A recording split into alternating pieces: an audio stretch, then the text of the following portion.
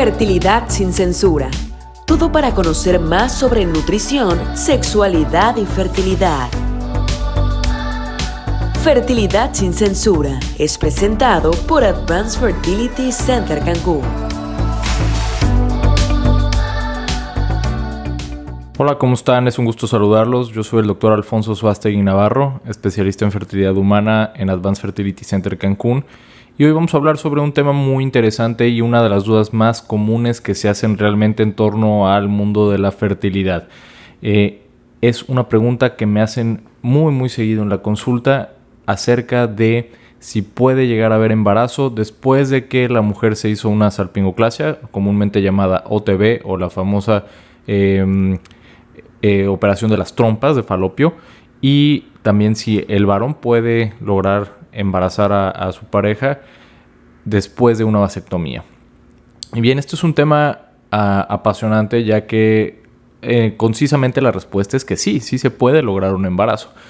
Obviamente, después de este tipo de técnicas quirúrgicas no se puede lograr el embarazo del todo de manera natural y debemos de recurrir a tratamientos médico-quirúrgicos. Entonces, me gustaría comenzar primero diferenciando que no es lo mismo, obviamente, el mecanismo femenino que el masculino. Primero me voy a centrar en el femenino. ¿Hay formas de lograr el embarazo después de una salpingoclasia, de una cirugía de trompas de falopio, después de ligarlas? Sí las hay. Tenemos dos opciones predominantemente. Una es hacer una cirugía que se llama recanalización de trompas de falopio, que realmente es bastante popular y la gente tiene comúnmente mucho más curiosidad por esta opción. La segunda opción es la fecundación in vitro. Ahora, aquí lo que me gustaría aclarar muy bien en este podcast es los pros y contras de cada una y cuál normalmente recomiendo más a las mujeres. Esto, al igual que en el resto de la medicina, no es una receta de cocina y todo se cuadra dependiendo de cada paciente.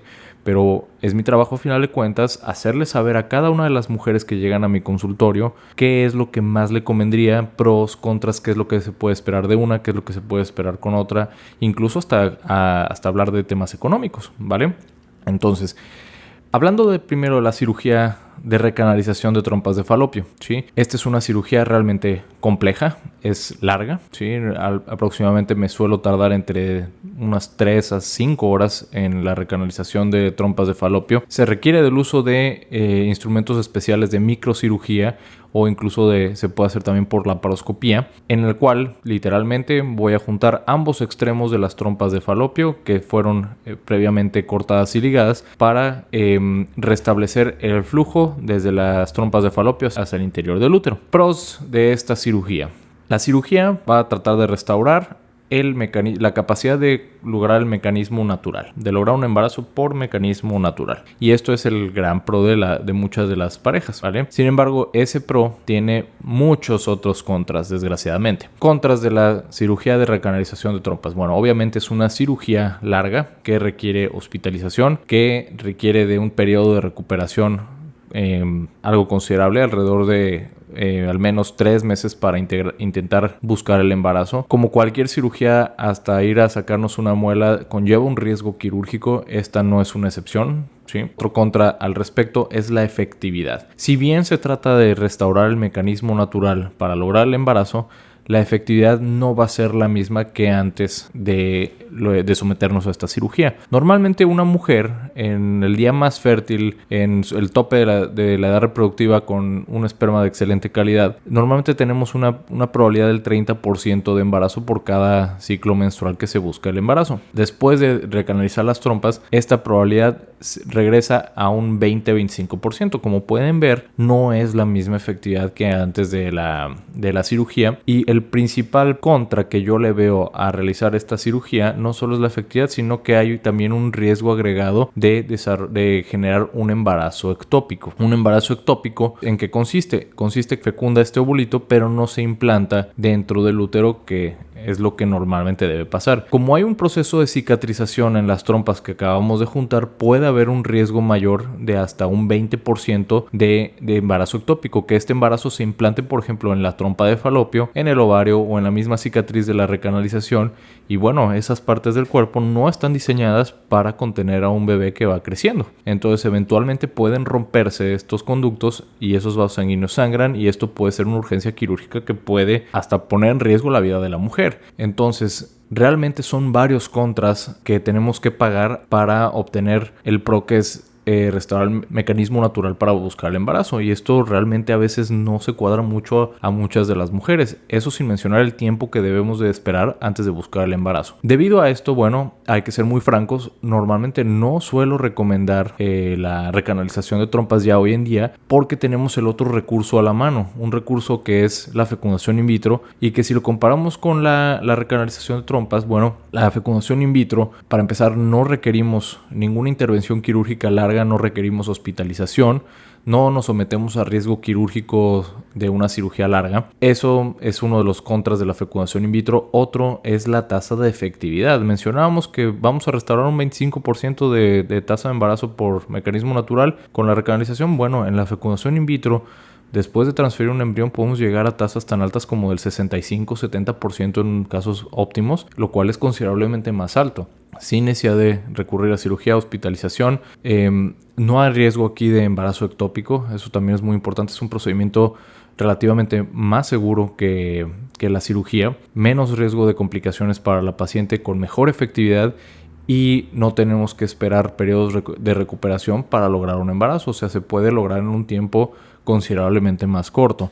Entonces, poniendo todo esto en la balanza, realmente sí llegan muchas parejas preguntándome por la recanalización de trompas, y nunca me voy a negar a darles el tratamiento que ellos quieran. Sin embargo, siempre es mi trabajo y siempre le digo a mis pacientes que pongamos todo en una balanza para que ellos tomen la decisión final, pero una decisión bien fundamentada. Mucha gente también voltea a ver al tema económico. Dicen, oigan, pero la fecundación in vitro puede ser muy cara. Vamos a ser muy francos, no es un tratamiento barato, eso es una realidad. Sin embargo, la recanalización de trompas tampoco es un procedimiento quirúrgico económico, ya que se requiere de entrada a hospital, se requiere varias horas de quirófano, se requiere instrumental de laparoscopía o de microcirugía, que son insumos especiales y también son caros. Entonces, si lo ponemos también en una balanza una contra otro, realmente termina siendo el costo bastante similar uno al lado del otro, y con todos los pros y contras a favor de la in vitro. Entonces, realmente esto es algo que se tiene que considerar bastante. Esas son las opciones que tenemos para buscar el embarazo en una mujer que se sometió a salpingoclasia. Ahora vamos a voltear al lado masculino. Si tenemos una vasectomía, ¿podemos lograr el embarazo de mecanismo natural? Sí. Al igual que por el mecanismo femenino, hay una cirugía para recanalización de los conductos seminíferos para restaurar la eyaculación con espermatozoides. Y también se puede recurrir a in vitro. La cirugía para recanalización, para reversión de la vasectomía, es también compleja. O sea, también se requiere de microcirugía. Aquí tiene menor tasa, aquí no hay tanta tasa de complicaciones de riesgo potencial, porque aquí no va a haber un embarazo. Pero lo que principalmente debo de considerar al informarle a mis pacientes de esta opción es la función del tiempo. ¿Cuánto tiempo tiene el hombre desde que se hizo la vasectomía? El tiempo es un factor increíblemente importante aquí, ya que se ha visto en los últimos estudios que después de 10 años de haberse hecho la vasectomía, es muy baja la probabilidad de que tengamos éxito, ya que el mismo cuerpo empieza a generar anticuerpos contra los mismos espermatozoides. Entonces, la tasa ya es muy baja y no se recomendaría someter al varón al procedimiento quirúrgico cuando sabemos que la efectividad no va a ser tan buena. Entonces, en estos casos en los que el varón no es candidato a hacer una reversión de la vasectomía, podemos hacer por fecundación in vitro, pero dicen, bueno, pero aquí ¿cómo le vamos a hacer? Bien, al igual que como en la mujer obtenemos óvulos, también podemos obtener óvulos del varón haciendo un procedimiento llamado PESA. PESA o TESA, hay varios tipos de técnicas microquirúrgicas para obtener espermatozoides directo del testículo sin necesidad de que el varón eyacule. Aquí la más comúnmente utilizada es la famosa PESA. PESA quiere decir aspiración percutánea de espermatozoides del epidídimo. Entonces, el epidídimo es este pequeño conducto que sale directamente del testículo, y este es el conducto que está justo antes del bloqueo que se hace en la vasectomía, de ese corte y de esa ligadura de la vasectomía. Entonces, lo que hacemos es en quirófano, es un procedimiento relativamente sencillo. Sí se requiere una sedación muy leve, es un procedimiento rápido de unos 20 minutos en el cual lo único que vamos a hacer es puncionar con una aguja muy fina ese epidídimo directamente, aspirar y ese líquido mandarlo al laboratorio de in vitro para que con el microscopio nos confirmen las biólogas si hay o no espermatozoides en el líquido. Si nos confirman que en la primera punción hay líquido, se termina el procedimiento y ese esperma, dependiendo de la calidad que tenga, del número de espermatozoides y de qué tan móviles sean, se puede incluso congelar para utilizarse posteriormente para fecundar óvulos, o dependiendo, por ejemplo, si la pareja, si el lado femenino de ese día obtenemos óvulos, podemos fecundarlos directamente con ese esperma.